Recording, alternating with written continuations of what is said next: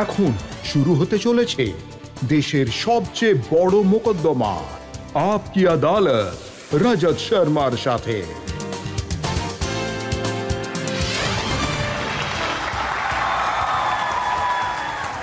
নমস্কার, আপকি আদালতে আপনাদের স্বাগত। আপকি আদালতে আজ তুলে ধরব এমন এক অভিনেত্রীকে যিনি একের পর এক অনেক হিট ফিল্ম দিয়েছেন। এক এমন অভিনেত্রী যিনি মিনিংফুল সিনেমা করে সিনেমার জগতে নিজের নাম কামিয়েছেন। আমি আমন্ত্রণ জানাচ্ছি, আপনারাও স্বাগত জানান বিদ্যা বালনকে। বিদ্যা বালন।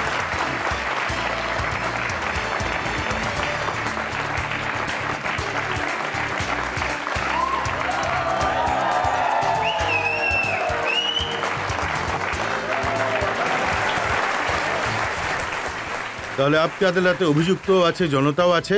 আর মোকদ্দমা শুরু করার আগে আজকের বিচারক চন্দন মিত্রর কাছে অনুমতি চাইব আজকের মামলা শুরু করতে। এবার মোকদ্দমা শুরু করা হোক। তাহলে মামলা শুরু করা যাক। আপকি আদালতে প্রথম অভিযোগ বিদ্যা বালনের ওপর। আপকি আদালতে বিদ্যা বালনের ওপর অভিযোগ হলো যে ইনি নিজের ইমেজ বদলানোর জন্য সবকিছুই করতে প্রস্তুত থাকেন। বিদ্যাজি, আমি দেখতে পাচ্ছি যে আপকি আদালতে আপনি যখন এলেন একটা বিশেষ ইমেজ, বিশেষ রূপ নিয়ে এখানে এসেছেন। হ্যাঁ, একদম। এটা কি সত্যি যে ছোটবেলায় আপনি আপনার ইমেজ নিয়ে কোনো তোয়াক্কা করতেন না, খুব গোলুমলু ছিলেন? হ্যাঁ, ঠিক কথা। গোলুমলু মানে আপনি ভাবতেও পারবেন না যে আমি ঠিক কতটা গোলুমলু ছিলাম। 10 বছর বয়স আর 100 কিলো ওজন। হ্যাঁ, ভগবানকে ধন্যবাদ যে 100 কিলো অবধি পৌঁছয়নি, কিন্তু আরো কিছু বছর অপেক্ষা করলে হয়তো ওটা সত্যি হয়ে যেত। আমি খুব পেটুক ছিলাম। হ্যাঁ, খুবই মোটা ছিলাম। আর শুধুই খেতেন, কিছুই করতেন না। আমার মা আমাকে পাঠাতো কখনো ভলিবল খেলার জন্য, কখনো থ্রো বল খেলার জন্য, কখনো বাস্কেটবল খেলার জন্য, যে একটু একটু খেলাধুলো করলে হয়তো আমি একটু আমার ওজন কমে যাবে। কিন্তু আমি ওখানে যেতাম আর লোকজনদের বলতাম যে অ্যাকচুয়ালি আমার অ্যাপেন্ডিক্স অপারেশন হতে চলেছে, তাই আমি খেলতে পারবো না। এতটাই লেজি ছিলাম আমি। কিন্তু অতটা মোটা হওয়া সত্ত্বেও আপনার মনে ইচ্ছেটা অবশ্যই ছিল যে আমাকে ফিল্ম স্টার হতে হবে। আপনি বিশ্বাস করবেন না, যখন আমি অতটাই মোটা ছিলাম আমার মনে হতো যে আমি মাধুরী দীক্ষিত। এটাই হতো। ছোটবেলায় অনেক রকমের কল্পনা করে নিতাম আমরা, তাই জন্য সেটাকে ছোটবেলা বলে। তাহলে কি করে আপনি সিনেমা জগতে পা রাখলেন? অনেক লম্বা সফর ছিল অ্যাকচুয়ালি, বিকজ কলেজে যখন আমি ছিলাম তখন আমি অনেক অ্যাড ফিল্মস করেছি। প্রায় 100টা অ্যাড ফিল্মস করেছি আমি। তারপর মিউজিক ভিডিওস করেছি। তারপর সাউথে অনেক অফার্স এসেছিল, কিছু হয়েছিল, কিছু হয়নি। ফাইনালি তারপর কিন্তু এই যে ঠিক হয়নি কথাটা লুকিয়ে গেলেন, আমি আপনাকে বলেছি, মনে করিয়ে দিই। সাউথে আপনাকে 10টা ফিল্মে সাইন করে সবকটা থেকে বার করে দেওয়া হয়েছিল। না, হ্যাঁ, একদম এরকম বলতে পারেন, কারণ আমার প্রথম ছবি যেটা ছিল সেটা অনেক বড় একটা মালায়ালাম ছবি মোহনলালের সাথে। আর আমি খুব এক্সাইটেড ছিলাম। সিনেমাটার মাঝখানে মোহনলাল আর ডিরেক্টরের মধ্যে কিছু প্রবলেম হয়ে গিয়েছিল আর ছবিটা বন্ধ হয়ে গিয়েছিল। আর ওরা চেষ্টা করে যাচ্ছিল যে আবার করে যদি কোনো পিস সেটেলমেন্ট হয়ে যায় ওদের মধ্যে আর আবার ছবিটা শুরু হয়। কিন্তু ততক্ষণে তার মাঝে অনেকজন ডিরেক্টর আমাকে ওনাদের ছবিতে সাইন করিয়ে নিয়েছিলেন মালায়ালামে। তারপর যখন জানতে পারলেন যে এই সিনেমাটা আর হবে না, তখন ওদের মনে হলো ও তো তাহলে জিংস, ও হয়তো কোনো ভূতের ছায়া বিদ্যা বালনের ওপরে। মানে মঞ্জুলিকার রোলে তখন থেকে।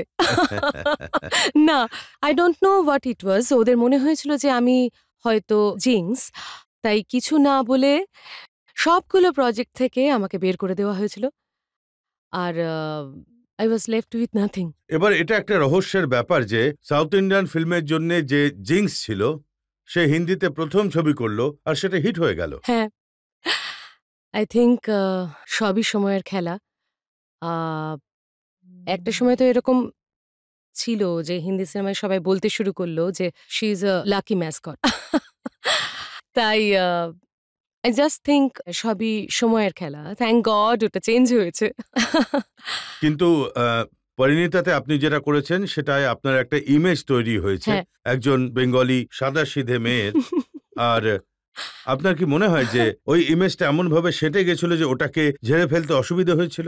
আই থিঙ্ক আমি আই অ্যাম রিয়েলি হ্যাপি যে ফিল্মি ক্যারিয়ারের প্রথম দিকে আমি পরিণীতার মতন একটা সিনেমা পেয়েছি।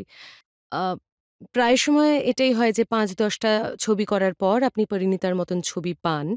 তাই ততদিনে তাই জন্য এতটা স্ট্রং ইমেজ তৈরি হয় না। কিন্তু আমি সিনে ঢুকি তাও এতটা স্ট্রং ক্যারেক্টার সাথে নিয়ে, তাই জন্য ইমেজ তৈরি হয়েছে। হ্যাঁ, কখনো, কখনো যখন লোকেরা বলে যে আমাকে আ উম ইউ নো বিদ্যা বালানের থেকে নতুনত্ব কিছু করাতে চাই আপনাকে নিয়ে। মানে আমি এখনো বুঝতে পারিনি। বিদ্যা বালানকে দিয়ে করাতে চাই কিন্তু বিদ্যা বালানের থেকে নতুনত্ব তাই কিন্তু I am quite happy because যে ধরনের রোলস আমি পেয়েছি ওগুলোতে সবসময় কিছু শেখা, আলাদা কিছু করার সুযোগ পেয়েছি। দেখুন, আমাকে এটাও কেউ একজন বলেছে যে আপনি অনেক চেষ্টা করেছেন এই নিজের রোলটা পাল্টানোর জন্য। আর একটা খবরের কাগজে লেখা হয়েছিল যে একটা পার্টিতে বিদ্যা বালান প্রচুর মদ খেয়ে ফেলেছিলেন আর চেয়ারের ওপর উঠে ডান্স করেছিলেন। আমি জানি না এগুলো কোথায়, কোথায় কিসব, দেখুন, এখানে কিসব লেখা আছে গুজব। যে যদি কোনো নন ড্রাঙ্কার পার্টিতে গিয়ে ড্রিঙ্ক করে নেয় তাহলে আপনি নিজেই বুঝতে পারছেন ওনার অবস্থা কি হতে ওহ পারে। মাই গড! একটা পার্টিতে বিদ্যা বালানের সাথে এরকমই কিছু ঘটেছে, যেখানে বিদ্যা ড্রিঙ্ক করার পরে চেয়ারে উঠে ডান্স করেছিলেন। না, আমি চেয়ারের ওপর আমি আজ পর্যন্ত উঠে দাঁড়াইনি ডান্স করার জন্য। সিনেমাতেও না। তাই আমি কখন কিভাবে এটা হয়েছে, কোথায় হয়েছে আমি তা জানি না। আর আপনার যে সিনেমাটা আছে ইশকিয়া, এতো আপনি প্রচুর মদ খেয়ে ডান্স করেছেন। হ্যাঁ, মদ খেয়ে ডান্স করিনি, অ্যাক্টিং করেছি। হ্যাঁ, অ্যাক্টিং করেছি। যেমনটা আমি বললাম যে আমার ভয় ছিল যে আমি কিভাবে করব। কারণ আমি আ পুরোপুরিভাবে মাতাল হয়ে নাচ করা কিভাবে করতে হয় জানতাম না। কিন্তু আই থিংক হয়ে গিয়েছিল। মানে গানটা এত মজার ছিল যে ওটাতে I was high on the song সেটা শুনে নাচ করলাম আমি। আরো একটা খবরের কাগজে লেখা আছে ইশকিয়াতে হুম। বিদ্যা বালান প্রেমের দিদিমণি। আপনি আরশাদ ওয়ারসি আর নাসিরুদ্দিন শাহকে শিখিয়েছিলেন কি করে প্রেম করতে হয়। হ্যাঁ, আমার ক্যারেক্টারটা শিখিয়েছে ওদেরকে যে প্রেম কিভাবে করতে হয়। বেসিক্যালি ওদের দুজনকে আ নিজের ভালোবাসার জালে ফাঁসিয়েছিল। There is no dearth of options for her কিন্তু আ হ্যাঁ, ও সবকিছু করার জন্য প্রস্তুত ছিল না। ওরা সবকিছু করার জন্য প্রস্তুত হয়ে যায় ওর ভালোবাসার মোহমায়াতে। কিন্তু এটা তো হবে না এটা যে হচ্ছে স্ত্রী তারপর লোকেরা শক্তি। ভাববে যে বিদ্যা বালান এরকমই। ভাবলে ভাববে একটু ইন্টারেস্টিং হয়ে যাবে ইমেজটা। আর আপনার ইমেজ বিশেষ করে এই জন্য এরকম তৈরি হচ্ছে কারণ অনেক কিছু বলে থাকেন আপনি, আপনার নামে খবরের কাগজে অনেক কিছু ছাপা হয়, আপনার নামে অনেক কিছু টিভিতে বলা হয়। ওগুলোকে নিয়ে একটা লম্বা তালিকা আছে আমার কাছে, কিন্তু আমাকে একটা ব্রেক নিতে হবে। আর ব্রেকের পর আপকি আদালতে বিদ্যা বালানের ওপর জনগণের এই মোকদ্দমা নিয়ে আবার ফিরছি। কেমন লাগলো অমিতাভ বচ্চনের মা হয়ে? খুব ভালো লেগেছে। আমি আমার সন্তানদের বলতে পারবো যে তাদের সবথেকে বড় দাদা হলো অমিতাভ বচ্চন।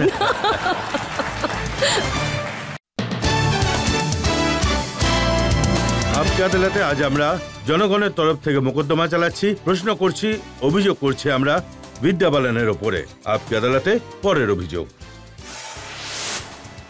আপকি আদালতে বিদ্যা বালানের ওপর অভিযোগ হলো যে এনার বক্তব্য লোকেদের চমকে দেয়।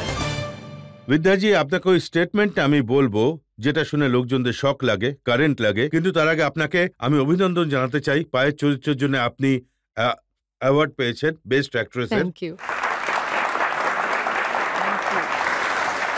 তো কেমন লাগলো অমিতাভ বচ্চনের মা হয়ে? আ খুব ভালো লেগেছে। আমি আমার সন্তানদের বলতে পারবো যে তাদের সবথেকে বড় দাদা হলো অমিতাভ বচ্চন।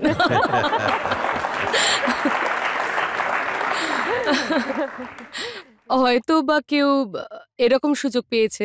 দ্যাট টু ১৩ বছরের অমিতাভ বচ্চনের মায়ের রোল। সেটা অনেক বড় ব্যাপার। কারণ অনেক অ্যাক্ট্রেসরাই ওনার মায়ের রোলে পাঠ করেছেন। কিন্তু সবাই ওল্ডার অমিতাভ বচ্চনের মায়ের অভিনয় করেছেন। কিন্তু সমালোচনা ওই বক্তব্যটার হয়েছে যেখানে আপনি বলেছিলেন আমি অভিষেকের মতো ছেলে চাই। আমি কেউ আমাকে জিজ্ঞাসা করেছিল যে যদি আজকালকার যুগের হিরোদের মধ্যে আপনাকে কোনো একজনকে নিজের ছেলে হিসেবে পছন্দ করতে হয় তাহলে আপনি আফটার অমিতাভ বচ্চন কাকে পছন্দ করবেন?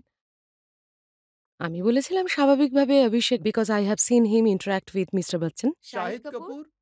হ্যাঁ, হ্যাঁ, উনিও হতে পারেন কিন্তু আমি অভিষেকের কথা বলেছিলাম। He is a very well brought up guy. আপনি এটাও বলেছেন যে পা করার সময় আপনার মনে হয়েছিল যে অভিষেকের চোখে জাদু আছে। সেটা তো অবশ্যই। অ্যাজ আ কো-অ্যাক্টর যখন ওনার সাথে আপনি পারফর্মটা করছেন, উনি রিহার্স করেন না। খুবই স্পন্টেনিয়াস উনি। তাই টেকে উনি কি করবেন সেটা আপনি বুঝতে পারবেন না আগে থেকে। কিন্তু একটা অনেস্টি আছে ওনার পারফরম্যান্সে, যার কারণে ওনার সাথে পারফর্ম করতে খুব ভালো লাগে। যখন এমন কথা বলেন ওনার চোখে জাদু আছে, তখন আপনার মনে হয় না যে ঐশ্বর্য রেগে যাবেন আপনার উপর? আ না, ঐশ্বর্য হয়তো বলবে, "তেরা জাদু চল গয়া।" আ না, আমার মনে হয় যে উনি জানেন যে আমি কোন কনটেক্সটে এটা বলেছি। আচ্ছা, এটা আপনি কোন কনটেক্সটে বলেছিলেন? যে আপনি শাহরুখ খানকে খুব পছন্দ করেন আর প্রয়োজন পড়লে গৌরী খানকে মার্ডার করে দিতে পারেন?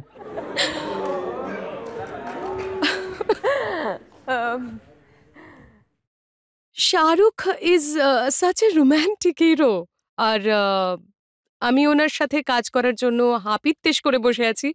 কিন্তু এখনো পর্যন্ত সেই সুযোগ পাইনি। আর হ্যাঁ, আই উড হ্যাভ আমি ঠাট্টা করে বলেছিলাম। আপনিও না আহ But maybe I could kill her. আমি কিন্তু একদম ঠাট্টা করছি।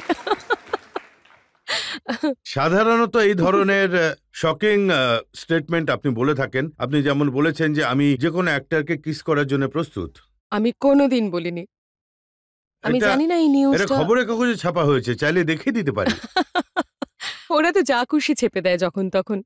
নাহলে আমি আপনাকে ওই ছবিগুলো সিন দেখিয়ে দিচ্ছি, যে হিরোর সাথে কাজ আপনি করেছেন তাকে ছবিতে অবশ্যই কিস না, করেছেন। একদমই না।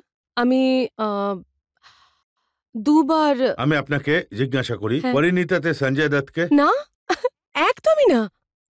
অক্ষয় কুমারকে হে বেবিতে, না, গুরুতে মাধবনকে, গুরুতে মাধবনকে। আর একলব্যতে সাইফকে, না, আর আরশাদ ওয়ারসিকে।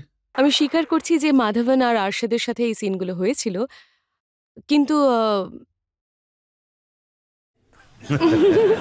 দেখুন, এখানে যে লোকেরা বসে আছেন তারা এটা বোঝেন যে কিছু না কিছু তো হয়েছে। জনগণের মধ্যে থেকে যারা প্রশ্ন করতে চান বলুন। ম্যাডাম, ইশকিয়া সিনেমাতে আপনার এমন কোনো ডায়লগ আছে যেটা আপনি বলতে চান? তাহলে একটু শোনান না, যেটা আপনার খুবই ফেভারিট। খুব ফানি বলুন না। ডায়লগ আছে ইশকিয়াতে। হ্যাঁ, মানে না, গালাগালি না, যেন একদমই থাকে। নেই। আমি আরশাদ, আমি আমার হাত মুচড়ে ধরে কিছু একটা জিজ্ঞেস করছে, ব্যাগ কোথায় আছে? আর আমার ওকে একদম স্ট্রেট হয়ে এটার উত্তর দিতে হতো। কিন্তু লাইন এত ফানি লাইন ছিল যে আমি প্রত্যেকবার হাসতে থাকতাম। 25টা টেক নিয়েছি আমি। লাইনটা ছিল যে উম, कि जब तुम मेरे कमरे की खिड़की पर टंगे हुए थे, वो तुम्हारे कमरे की सफाई कर रहा था। আই ডোন্ট নো, আমার ওই লাইনটা এত ফানি লেগেছিল, প্রত্যেকবার আমি বলতাম আর খালি হেসে ফেলতাম। ম্যাম, আপনার কাছে আমার এই প্রশ্ন যে লগে রাও মুন্না ভাই, মানে মুন্না ভাই এমবিবিএস এ আপনি যে একবার বলেছিলেন মুম্বাই, মানে সেটা কি আপনি একবার বলতে পারবেন ma'am? Good morning ma'am. Good morning. Good morning ma'am, please একবার, প্লিজ একবার ম্যাম। Good morning Mumbai.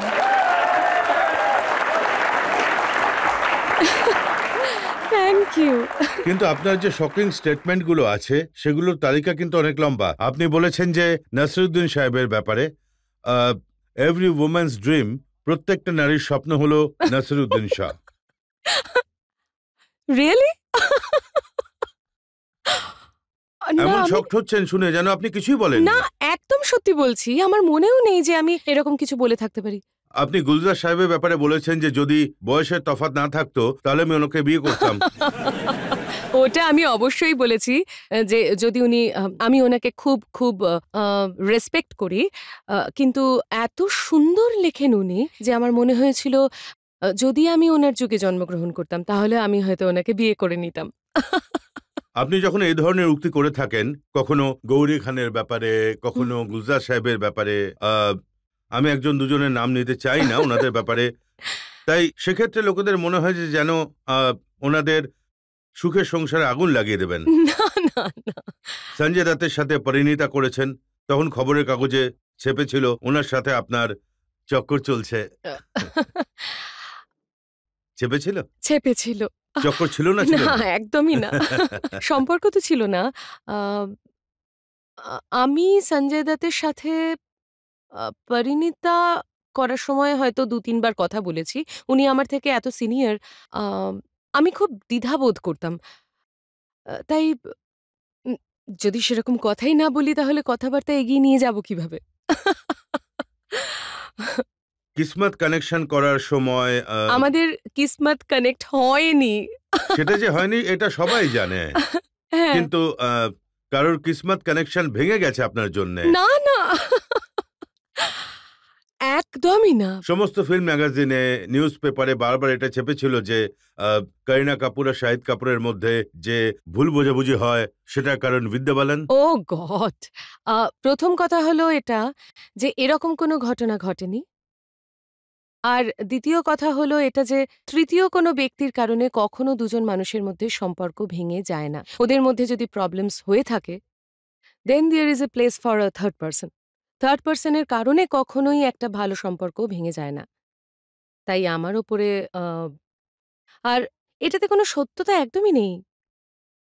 এটা খবরের কাগজে ছেপেছিল যে আপনি ভেজিটেরিয়ান এই জন্য হয়ে গেছিলেন না, না, যে আমি শাহিদ আমি আপনাকে। জন্মেছি ভেজিটেরিয়ান হয়ে। তামিল ব্রাহ্মণ আমি। আম আমি অনেক বছর পর্যন্ত এগসও খেতাম না। তাই এ শাহিদের জন্য তো no, not at all. Poor thing. যখন এরকম খবর ছাপা হয় তখন দুঃখ হয় আপনার, নাকি আপনার মনে হয় এটা প্রফেশনের একটা দায়বদ্ধতা? সত্যি কথাটা বলি, ১ম এ খুব খারাপ লাগতো। আমি বুঝতে পারতাম না যে সবাই আমার ব্যাপারে কেন এরকম কথা বলছে যখন আমি কিছুই করিনি। তাই ইউ অলওয়েজ ফিল ভিক্টিমাইজড। ১ম মনে হতো। কিন্তু আ এখন আমি এসব জিনিসে অভ্যস্ত হয়ে গেছি। জনতার থেকে জানতে চাইবো এই ব্যাপারে কিছু জিজ্ঞেস করলে। ম্যাম, যেভাবে আপনি ভুলভুলাইয়া আর পরিণীতাতে সিম্পল ক্যারেক্টার প্লে করেছিলেন, আপনি কি ওই ক্যারেক্টারগুলো করে বোর হয়ে গেছেন? যদি বোর হয়ে থাকেন তাহলে পরের ইমেজটা কি হবে আপনার? আম না, আমি বোর একদমই হইনি। কারণ হ্যাঁ, বেশিরভাগ সময় আমি বলেছিলাম যে সাদাসিধে মেয়ের অভিনয় করছি, কিন্তু সেখানেও প্রত্যেকবার আলাদা কিছু করার চেষ্টা করেছি আমি। যেমন আ মঞ্জুলিকার ক্যারেক্টার অনেকটা আলাদা ছিল ১ম চরিত্রগুলো থেকে। তেমনি পা একদমই আলাদা ক্যারেক্টার ছিল। ইশকিয়া একদম অন্য রকমের চরিত্র ছিল। তাই আমি বিরক্ত হয়ে যাইনি। আম উম উম জীবনে শুধুমাত্র ২ টো ক্যাটেগরি থাকে না, ভালো বা খারাপ। ওগুলোর মধ্যেও অনেক কিছু থাকে। তাই অনেক ভ্যারাইটি করার সুযোগ পাওয়া যায়, ওতে আমি খুশি। আপনার যে মঞ্জুলিকা ক্যারেক্টারটা ছিল ভূতের, ওটা দেখে লোকেরা এখনো মনে করে বাচ্চাদের ভয় দেখানোর জন্য এটা বলে যে ঘুমিয়ে পড়, না হলে মঞ্জুলিকা চলে আসবে। হ্যাঁ, আমি আ কখনো এটা ভাবিনি যে এরকমের প্রভাব পড়বে লোকজনের ওপর। আর বাচ্চারা তো একবার আপনাকে বলি কি হয়েছিল। একটা বাচ্চা আমাকে করে দেখাচ্ছিল যে মঞ্জুলিকার ডান্স করে আমি আপনাকে দেখাই, গানটা চালান। আমি চালালাম। গানের মাঝখানেই ওই বাচ্চাটা নিজেই ভয় পেয়ে গেল নাচতে, নাচতে। জানি না ওর কি মনে পড়ে গিয়েছিল সিনেমার থেকে। তাই আম এই টাইপের আ আম অনেক স্ট্রং রিঅ্যাকশন পেয়েছি। আমি যেখানে যাই লোকেরা আমাকে মঞ্জুলিকা নামে ডাকে, কিন্তু বেশ ভালো লাগে। বিদ্যাজি, অভিযোগের আরেক প্রশ্ন এখনো বাকি। ও! আপকে আদালতে বিদ্যা বালানের ওপরে জনতার মোকদ্দমার আরেক প্রশ্ন ব্রেকের পর। মনে যত কথা, কথা যত মনে, মনে হি রাখো পিয়া, পিয়া ডাকে, পিয়ু ডাকে। ব্যাস।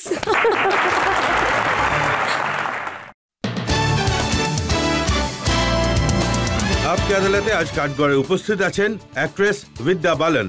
আপকে আদালতে পরের অভিযোগ। আপকি আদালতে বিদ্যা বালানের ওপর অভিযোগ হলো যে ইনি নিজের লুকসের জন্য সমালোচনার শিকার হন। আচ্ছা বিদ্যাজি, এটা তো আপনি জানেন আপনি ভালো রোল করেন, লোকেরা সেটার প্রশংসাও করে, কিন্তু প্রত্যেকবার এটা বলা হয় যে বিদ্যা বালানের ড্রেস সেন্সে কোনো গন্ডগোল আছে। হ্যাঁ, আম আমার মনে হয় আমার আনন্দ এই ব্যাপারটায় যে আমার কাজ নিয়ে এখনো পর্যন্ত ক্রিটিসাইজ করা হয়নি। জামাকাপড়ের জন্য আপনি অন্য কাউকে হায়ার করতে পারেন। কখনো অ্যাক্টিং করার জন্য কাউকে হায়ার করতে পারবেন না। আ হ্যাঁ, কিছু জিনিস আমি করেছি যেগুলো আমায় স্যুট করেনি। Um and I was not that interested যে আমি দেখবো যে ভুলটা কি হচ্ছে কি, আমার কি করা উচিত, কি করা উচিত নয়। তারপর যখন জল মাথার উপর দিয়ে বইতে লাগলো, তারপর আমি মনোযোগ দেওয়া শুরু করলাম। ওই বইতে থাকা জলের কিছু ছবি আমার কাছে আছে, না, না, আমি সেটা দরকার আদালতে নেই। তুলে ধরতে চাই। আর জনগণ একটু দেখুক যে কিরকম ড্রেস আপনি পরেছিলেন।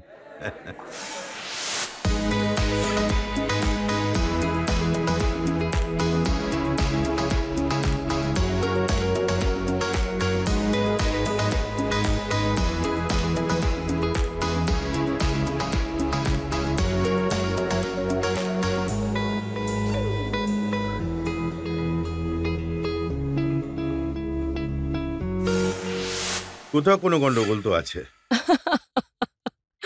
অনেক বেশি গন্ডগোল ছিল। এখন আমার মনে হয় আমি অনেকটা শুধরে নিয়েছি। যদি শুধরেই নিতেন তাহলে পায়ের প্রেমিয়ারে আপনি ওই শাড়িটাই কেন পরে এলেন যেটা ঐশ্বর্য অপেরা উইনফ্রে শোতে পরেছিলেন? ওই শাড়িটা একদমই ছিল না। আ প্রথমত আমি অপরা উইনফ্রি শোটা দেখিনি। আর সব্যসাচী আমার জামাকাপড় তৈরি করেছিলেন ছবিতে। তাই আমি ওনার থেকেই এই শাড়িটা নিয়েছিলাম। আ প্রিমিয়ারের জন্য ২-৩টে অপশন ছিল। I selected the saree that I best liked and wore it. আমাকে ওটাই বেশ একটা মানিয়েছিল। ছবি আমার কাছে আছে হ্যাঁ। যেখানে সেম শাড়ি আপনি পরেছেন যেটা উনি পরেছিলেন। না, বর্ডারটা তো আলাদা। হ্যাঁ, একটুখানি। ব্লাউজটাও আলাদা। কিন্তু বেসিক ডিজাইনটা একই আছে। হ্যাঁ, কিন্তু ওটা সব্যসাচী ডিজাইন করেছিল। ২ টো শাড়ি। কোনো I think গন্ডগোল তাই হলেই জন্য- আপনি কোনো ফ্যাশন ডিজাইনারের উপর না, দোষ না, না, চাপিয়ে না, দেন। না, না, একদমই না। আমি বলছি যে ২ টো শাড়ি সব্যসাচী তৈরি করেছিলেন। আমার ওনার জামাকাপড় খুব ভালো লাগে। আমি বেশিরভাগই আজকাল ওনার জামাকাপড়ই পরি। উনি খুবই ভালো একজন ডিজাইনার। আমি ওনাকে কোনো দোষ দিচ্ছি না। কিন্তু প্রথমত আমি জানতামই না যে এই টাইপের সিমিলার শাড়ি উনি আগে পরেছেন। আর দ্বিতীয় কথা হলো যে দেয়ার ইজ a difference. যদি ঠিক আপনি আছে, দেখুন লুকসের আপনি কথা বলেন, আপনি ওটা স্বীকার করছেন যে গন্ডগোল ছিল, আপনি ওটা কারেক্ট করে হ্যাঁ, নিয়েছেন। ওটা তো আমি স্বীকার করছি। অবশ্যই স্বীকার করছি। জনগণকে জিজ্ঞেস করি, জনগণ স্বীকার করছে নাকি করছে হ্যাঁ। না? ম্যাম, আমরা সবাই দেখেছি যে আপনি আপনার কেরিয়ারের স্টার্টিং এ খুব সিম্পল সাদাসিধে ঘরোয়া রোলস করেছিলেন, কিন্তু আস্তে আস্তে হে বেবি, গুরু, তাহলে কি এই গ্ল্যামার ওয়ার্ল্ডে নিজের জায়গা টিকিয়ে রাখার জন্য এক প্রকারের বাধ্যতা হয়ে তারা অ্যাক্ট্রেসের কাছে এরকম রোল অ্যাকসেপ্ট না, করাটা? আই ডোন্ট থিংক যে it was about the clothes at all. I think একজন অ্যাক্টরের কাছে প্রত্যেকবার আলাদা কিছু করাটা একটা চ্যালেঞ্জ হয়ে দাঁড়ায়। কখনো এটা কাজ করে, কখনো এটা কাজ করে না। তাই ইটস আ সার্টেন গ্যাম্বল। তাই আমি প্রত্যেকবার চেষ্টা করি কোনো কিছু নতুন করার। কখনো কখনো লটারি লেগে যায়, কখনো ফ্লপ খেয়ে যাই। প্রথমে তো আপনি খুবই রিজিড ছিলেন। যদি লাভ সিন করতে হতো তাহলে জামাকাপড় পরে করতে হবে। এখনো সেটা আছে। এখনো সেটা বদলায়নি? না, ওটাতে এখনো পাল্টাইনি আমি। কিন্তু একটা সেনসেশনাল ফটো সেশন আপনি শুট করেছিলেন, হ্যাঁ, ওটার কিছু ছবি আমি দেখাতে চাই। আচ্ছা, তাহলে জানা যাবে আপনি কতটা পাল্টেছেন। বেশ।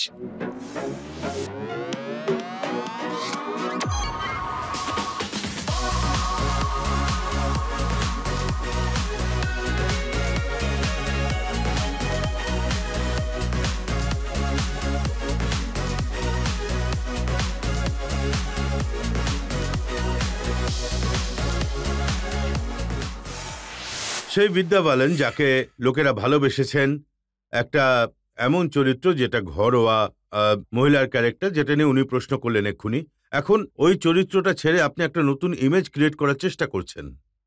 না, আমার মনে হয় যে যেমনটা আমি বলছিলাম, একজন অ্যাক্টরের কাছে কোনো লিমিটেশন থাকা উচিত নয়। প্রত্যেকবার কিছু নতুন করার চেষ্টা চলতে থাকে। কখনো কখনো এরকম ফটোশুটস, ওরকম কিছু attempt me to do something different. কিন্তু এটা দেখা জরুরি যে আপনি কাদের সাথে কাজ করছেন, যারা সেখানে অশ্লীলতা যেন না থাকে। যখন আমার মনে হয় কমফর্ট অনুভব করি যে এনার সাথে একটু আপনি যখন অন্যরকম কিছু বোল্ড কিছু করছেন, it will not look dirty. তারপর আমি এরকম কিছু করে থাকি। আপনি খুবই লাকি, আপনি ভালো ভালো ডিরেক্টরদের হ্যাঁ, সাথে কাজ করার অবশ্যই। সুযোগ পেয়েছেন। আর তাই হয়তো এরকম সিনও, সেন্সার সিনও ভালো লেগেছে, ওগুলো অশ্লীল লাগেনি, এই কথাটা আমি মেনে নিচ্ছি। Thank you. যেমনটা আমরা দেখে আসছি, প্রথম থেকেই আলাদা আলাদা ক্যারেক্টার করে এসেছেন আর খুব প্রশংসনীয়। আপনার ড্রিম রোল কি, আর আপনি ভবিষ্যতে কোন ক্যারেক্টারটা করতে চান? সেরকম কোনো নির্দিষ্ট ড্রিম রোল নেই। এটাই আমার ড্রিম যে যে রোলগুলো আমি করব সেগুলো যেন প্রত্যেকের কাছে প্রত্যেক অ্যাক্টরের কাছে ড্রিম রোল হয়। আম, কিন্তু এরকমভাবে কখনো আমি কখনো ভাবিনি যে পায়ের মতন একটা রোল আমি পাবো বা ইশকিয়ার মতন একটা রোল আমি পাবো। আর আমি এখন খুব খুশি যে ধরনের ভ্যারাইটি আমার জন্য মানুষ ভাবছেন, আমি তার জন্য কৃতজ্ঞ। আই থিঙ্ক যতক্ষণ এই ব্যাপারগুলো হতে থাকবে আই এম ম্যাডাম আপনি বলেছিলেন যে আপনি গানও গাইতে পারেন। আমি গাইতে পারি? হ্যাঁ ম্যাডাম, কবে গান বলেছি? হ্যাঁ গান কিছু কিছু আমি খুব খারাপ গাই। না, আপনি বলেছিলেন একটা গান শুনিয়ে দিন না প্লিজ, একটা গান। হ্যাঁ ম্যাডাম, যদি আপনি জনগণের ডিমান্ডে কোনো গান গাইতে চান তো কিছু একটা আমাদের প্লিজ ম্যাম। আসলে আমি আমার মাকে দেওয়া প্রতিশ্রুতি ভাঙবো যদি আমি গাই। উনি আমায় বলেছিলেন অ্যাক্ট্রেস হিসেবে তুই ভালো গানটা গাস না। কিন্তু আমি একটা লাইন গাইছি আপনাদের জন্য। আপনারা সবাই আমার সাথে গাইবেন তো? पियू बोले पिया बोले क्या ये बोले जानी ना। আচ্ছা, বাংলাতে এবার আমি গাইছি। মনে যত কথা কথা যত মনে মনে হি রাখো পিয়া পিয়া ডাকে পিয়ু ডাকে। ব্যাস। বিদ্যা, অনেক ধরনের অভিযোগ আমি আপনার উপর করলাম, আপনি খুব পরিষ্কারভাবে উত্তর দিয়েছেন। আমরা একটা ব্রেক নিয়ে নেব, আর ব্রেকের পর শুনবো আপকে আদালতে আজকের বিচারক ডক্টর চন্দন মিত্রের সিদ্ধান্ত বিদ্যা বালানের মামলায়। पल पल पल पल हर पल कैसे कटेगा पल हर पल दिल दिल दिल दिल में मची है हलचल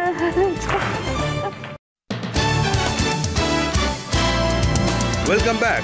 আপকে আদালতে আজ আমরা মোকদ্দমা চালালাম বিদ্যা বালানের ওপরে। বিদ্যা বালানকে জিজ্ঞেস করলাম ওনার পাল্টে যাওয়া ইমেজের ব্যাপারে, ওনার আসন্ন সিনেমার ব্যাপারে। বিদ্যা বালানকে আমরা জিজ্ঞেস করলাম ওনার কানেকশনের ব্যাপারে। এখন সময় হয়েছে আপকে আদালতে আজকের মোকদ্দমার ওপর আজকের জাজ ডক্টর চন্দন মিত্রের সিদ্ধান্তের। জনগণের উকিল রাজত শর্মার গুরুত্বপূর্ণ প্রশ্নের আর অভিযোগের সম্মুখীন বিদ্যা বালান আত্মবিশ্বাসের সাথে হাসতে হাসতে উত্তর দিয়েছেন। আমার মনে হয় ওনার কথায় বিশ্বাস করা যেতে পারে। Thank you. ওনার পরিষ্কার আর সততার সাথে দেওয়া উত্তরগুলো শুনে আদালত এই সিদ্ধান্তে পৌঁছেছে যে বিদ্যা বালানকে এই শর্তের ভিত্তিতে যে উনি আগামী অনেক বছর ধরে জনগণের মনোরঞ্জন করতে থাকবেন আর দারুণ অ্যাক্টিংয়ের মিনিংফুল রোলসের ভালো উদাহরণ তৈরি করতে থাকবেন, এই শর্তের ভিত্তিতে ওনাকে মুক্তি দেওয়া হচ্ছে। আর একটা শর্ত আমি শেষে জুড়ে দিতে চাইছি যে উনি যখন মাকে দেওয়া প্রতিশ্রুতিটা একবার ভেঙে দিয়েছেন, তাই আমি ওনাকে এই অনুরোধ করব আদালতের তরফ থেকে যে সবশেষে উনি মুন্না ভাই ছবির খুব জনপ্রিয় গান পল পল হর পল গানের একটি কলি গেয়ে আমাদের মনোরঞ্জন করুন। Thank you.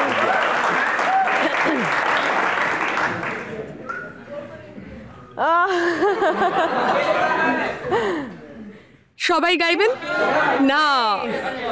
पल पल पल पल हर पल कैसे कटेगा पल हर पल पल पल पल पल हर पल कैसे कटेगा पल हर पल दिल दिल दिल दिल में मची है हलचल कैसे कटेगा पल हर पल थैंक यू। আপনাকে সসম্মানে মুক্তি দেওয়া হচ্ছে। Thank you. অনেক অনেক ধন্যবাদ। বিদ্যা, এই আশা নিয়ে আপনি এইভাবে মিনিংফুল রোল করতে থাকবেন, জনগণের মনোরঞ্জন করতে থাকবেন, আর জনগণের মনে এইভাবে আপনার চিহ্ন আজীবন থেকে যাবে। আজকে শো এখানে শেষ করছি। পরের সপ্তাহে আপনাদের সাথে দেখা হবে এক নতুন ব্যক্তিত্বের সাথে। ততক্ষণের জন্য নমস্কার।